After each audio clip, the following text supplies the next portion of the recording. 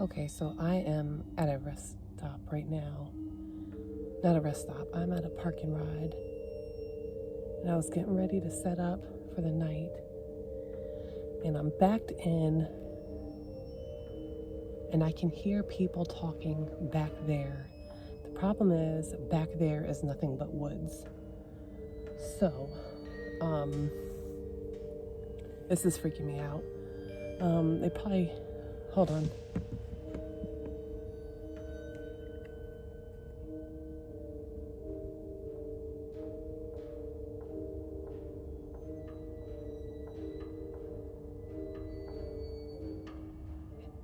You know what? This is weird. Nope, this is too weird. I'm not comfortable here. Turn off the lights. I need to get out of here.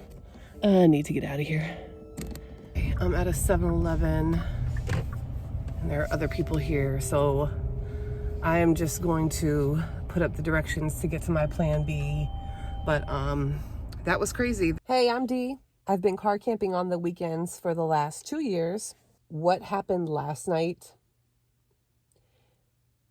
made me want to talk to you all about the 4 tips or the 4 rules that I use every single time I go car camping for where I'm going to sleep at night.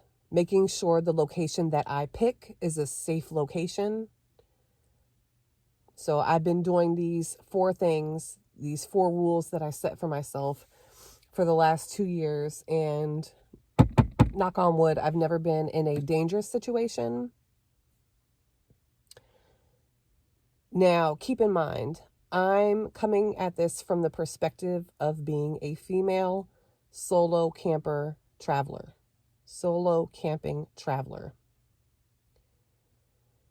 And this is especially important if you're in an area with no free camping. So maybe there's no BLM land, there's no National Forest Service or WMA free camping in the locations that you're going, especially if you're on the East Coast. So let's get into it. My first tip, my first number 1 rule is to pregame. So do your research. I get on one of those apps that I mentioned in my free camping video. I'll link the description, or I'll link the video in the description or in this video, wherever YouTube decides to put it. So yeah, I do the research and I search for the location or locations I want to go.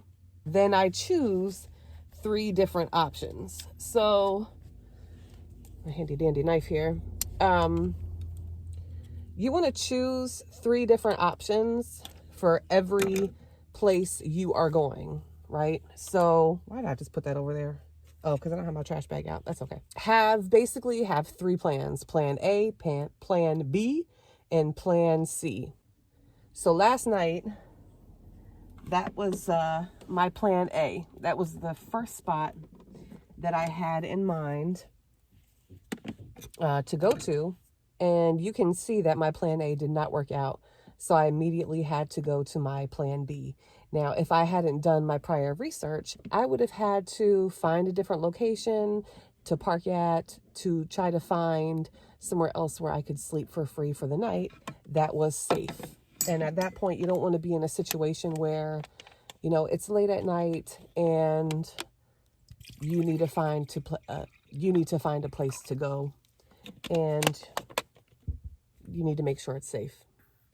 So one of the best ways that you can get an idea whether a certain location is safe before you even get there is to use a combination of maybe Google Street View. I've also used Google Earth. I've even used the Ring Neighbors app. And the Ring Neighbors app is basically, you can set up a location and put that location into the Ring app, and you can see what the neighbors, the people who live in that area, are saying.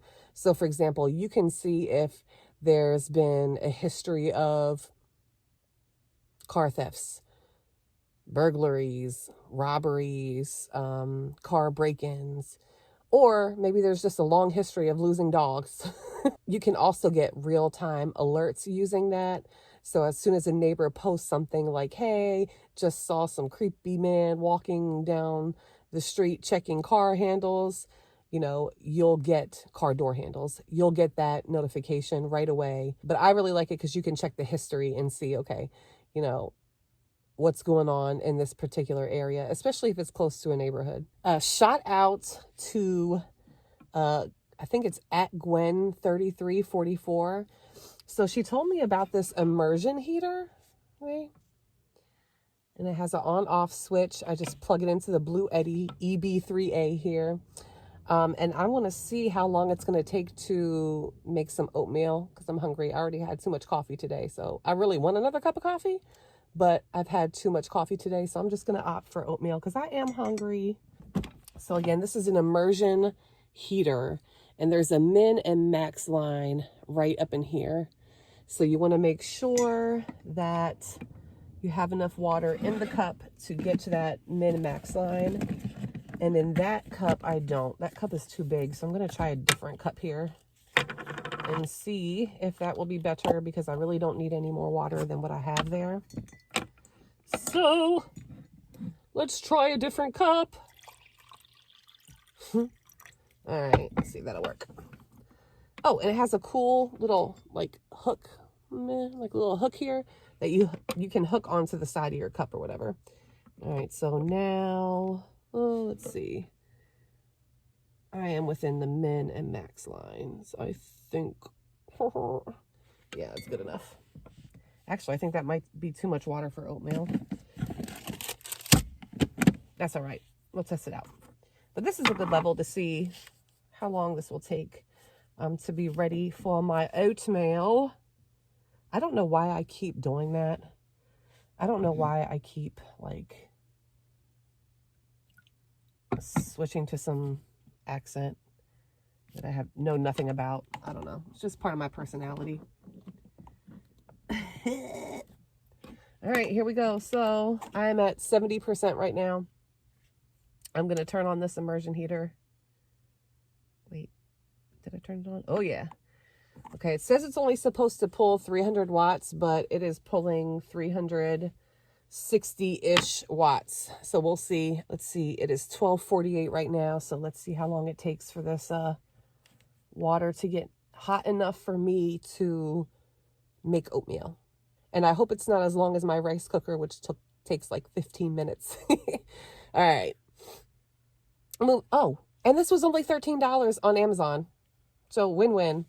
All right, so tip number 2, or rule number 2 that I have for myself. Do a stakeout or a drive-by. So if you're unfamiliar with the area, before you go to your sleeping location, do a drive-by. See what's happening. If your gut tells you, it's not safe there, then it's not safe. If your gut or intuition tells you that plan A feels weird, leave and go to your plan B. If plan B feels off, your gut tells you, meh, not a place I want to be, then go to plan C. And hopefully by the time you get to plan C, you'll be okay. And you can have a safe place to sleep for the night. So I can already tell you it's 12:50 and this thing, oh my gosh, it's already hot enough. So basically 2 minutes. That's exciting.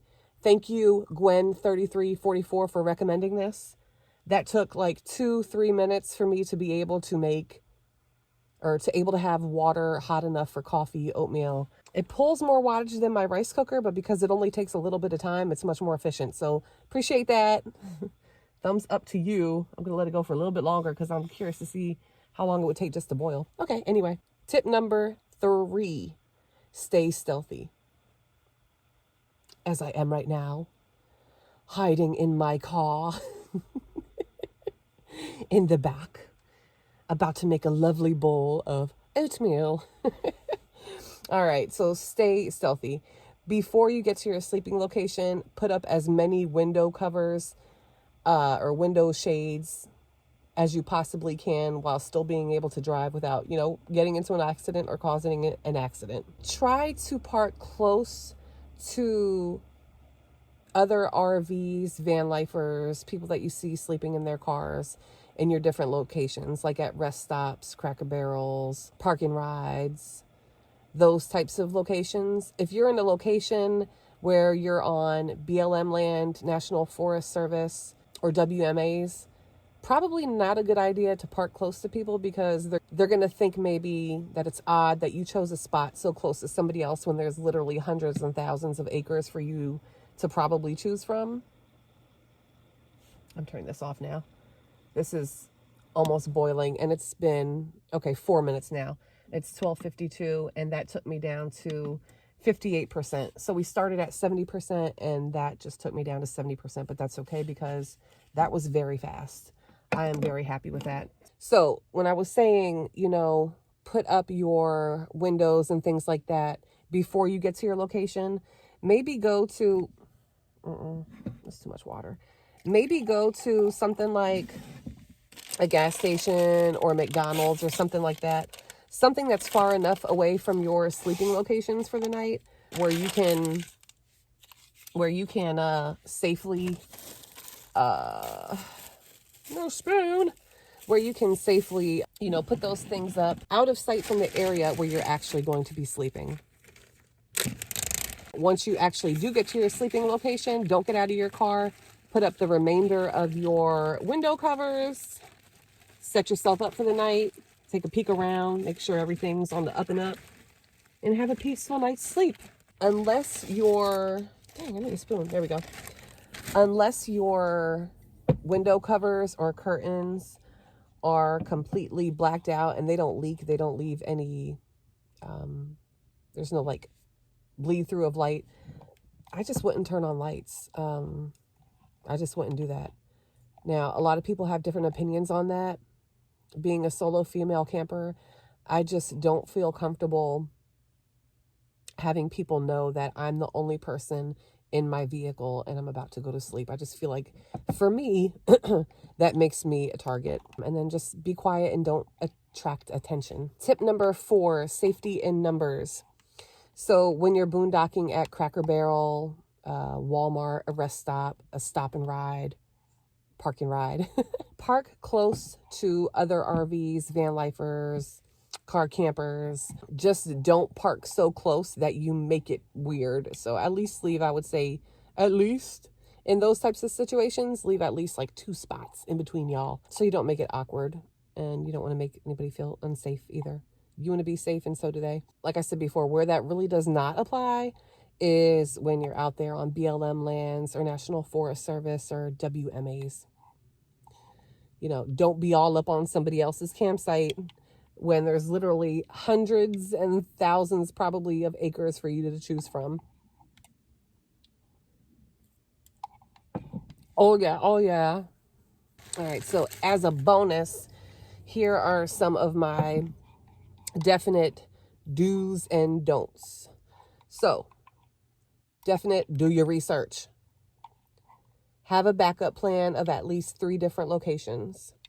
Stay stealthy. Give people their space, but also don't be completely by yourself. Trust your gut, your intuition, whatever you want to call it. Keep your keys, your phone, and your wallet close to you when you go to bed. And also have some type of self-defense items located throughout your vehicle. That way, if anything does happen, you can easily access different items to defend yourself if you need to. And my final don'ts. My final do not do these things. Do not park in a poorly lit area. If you're in the situation where you're boondocking at a Cracker Barrel, a rest stop, one of those types of locations. Do not park next to bushes or shrubs or any type of structure that is blocking you from seeing what's kind of out beyond where you are, or blocking other people from seeing if there's anybody coming towards your vehicle to mess with you. Those are easy places for people to hide and sneak up on you. Do not ignore your gut or intuition. Okay? Do not. If you get a feeling that says I shouldn't be here, this doesn't feel safe, Go. I will tell you this multiple times. I will tell you this as much as I can. Listen to your gut. And then stay in an area that looks and feels safe. One thing that I did forget with tip number 2, doing a stakeout or drive-by. If you're noticing it's an area that has maybe a lot of trash, maybe there are some abandoned buildings, maybe there are some sketchy hotels or motels in that area, maybe it looks like there's abandoned cars, something like that, just don't stay there. Don't do it. And you can see that on Google Earth sometimes ahead of time. But if you get there doing your stakeouts and you see that type of thing, don't stay there. Because that's what you see during the day. Who knows what you're going to see at night?